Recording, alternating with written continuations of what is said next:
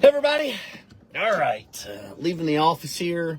Good old long office day. Didn't really do a whole lot of zigzagging around, but was able to get some numbers and metrics, which was my goal for today, because we have now ended quarter one. No, this is no April Fool's joke. This is real data that I wanted to share with you all. So I think it's important for everyone to kind of know whether you're potentially looking to buy or sell at any point. You need to kind of understand what you're getting yourself into to create expectations, so you know what you can expect during your process of doing it. So in total, from Q1, so this is from January 1st all the way through March 31st. We had, and currently today, we have 6,462 homes on the market for sale. 6,462 on the market actively for sale, meaning these things are not under contract. You got a lot of active inventory. Probably would be considered healthy inventory, that number, meaning that, sure, buyers are winning. We are a buyer's market, but it's nothing that's just like a super great buyer's market. Sold listings during that time, so for the last 3 months here, 4,038. Expired listings, meaning listings that were for sale, but expired, meaning they did not sell, 1,082. And canceled listings, meaning sellers in the middle of their listing decided to cancel, for whatever reason, 864. So the percentages of this is how you really want to work your numbers, right? Why does this matter? Those numbers probably don't mean nothing to you. So active listings, if you are a seller, you have a 52% chance that your home sits on an active listing and does not sell. So more than half of a chance that your home isn't going to sell or do anything. It's just going to sit there on the open market. Sold, 32% chance.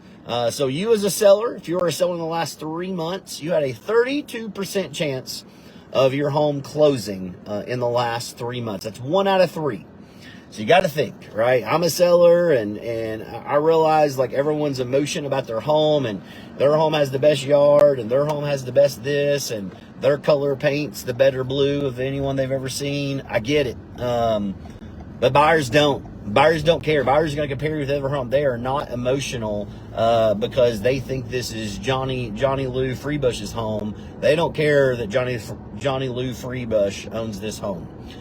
They're not giving you any more money because of that. So 32% chance for your home to have sold during quarter one. 8% chance for it to expire, meaning you had it listed and the dang thing didn't sell at all. It expired. And typically a contract is, I'll say an average contract is probably 6 to 12 months. So that's a long time for your home to be on the market and to expire. Canceled. These are sellers that canceled their contract before it expired, just wasn't happy, maybe couldn't get what they wanted, whatever reason, went with another realtor. 864, 7%. So when you actually combine the active listings with the expired and canceled, that's 67%. You have a 67% chance that your home is not going to sell. So now you're going to ask yourself as a seller, how do you make yourself different? How do you stand out? How do you do this? Because pricing your home at tip top dollar and thinking you're going to get it is a unicorn in the market. It still happens. I love when I'm wrong, and it does happen for people. I'm just as happy as you are. But you need to understand the reality of the numbers, the reality of averages.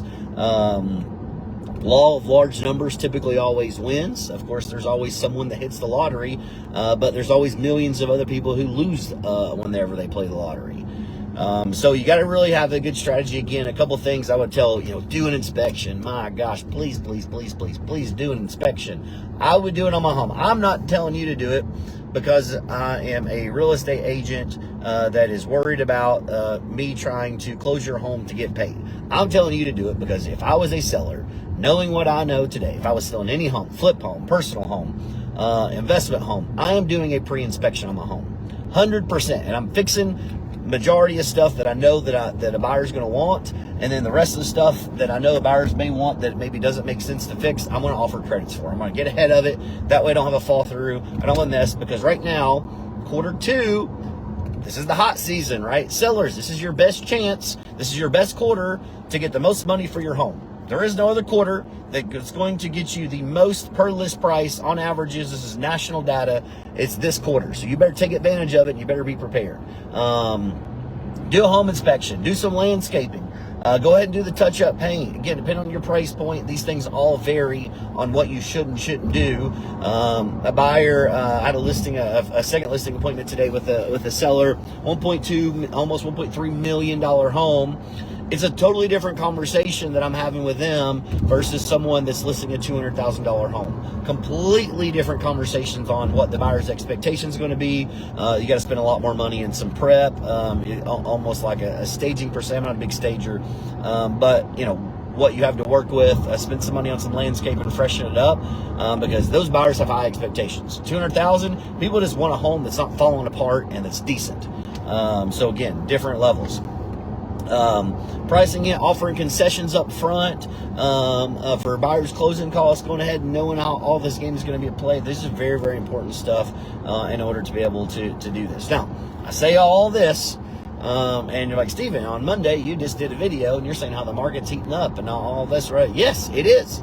It absolutely is, because again, the seasonality of it, buyers are more active right now. People can look at homes after 5:30 now because it's not dark at 5:30. People are ready to go, especially ones that get beat out once or twice or three times. They are ready to go. And these homes, if it's good, it's priced right, it's got the updates.